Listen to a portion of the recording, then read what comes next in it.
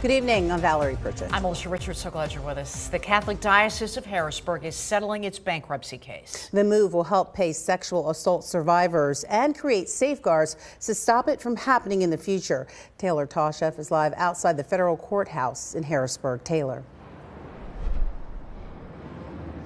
Good evening. This is a big day for survivors of clergy sexual abuse. A judge signed off on plans by the Diocese of Harrisburg to pay survivors $18.25 million. Now, these survivors are one step closer to that compensation, but survivors and advocates I spoke to say it's not just all about the money, it's also about preventing future abuse. This has been the conclusion of a very difficult and emotional process, especially for our survivors of clergy sexual abuse.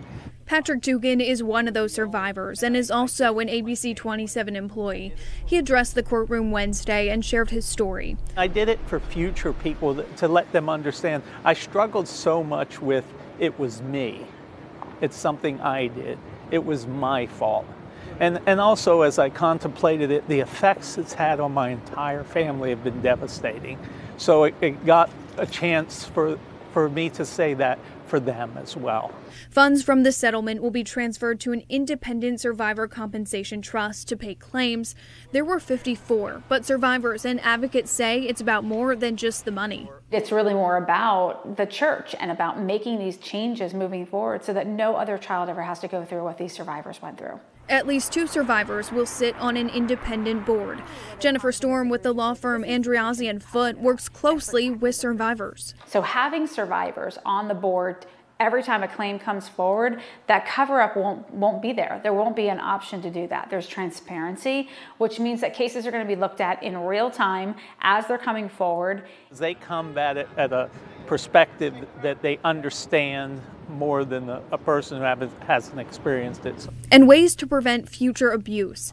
Bishop Ronald Gaynor says he takes those protocols seriously. We have agreed to certain modifications, changes, improvements to our child protection protocols. We have implemented them, and we intend to continue to improve to provide safe environments for children, young adults, and vulnerable adults. Storm says there's still more that needs to be done, and that's at the state level, allowing a 2-year window for survivors of childhood sexual abuse to file previous time-barred claims. There's some of us that have been going to the Capitol for 17 years trying to get this window passed. It should have been done a long time ago. And the House returns to session on Tuesday, and the child sex abuse window is considered to be a top priority. As for those 54 claims, attorneys I spoke to say survivors should see that money come May. Reporting live in Harrisburg, Taylor Tosheff, ABC 27 News. Taylor, thanks so much.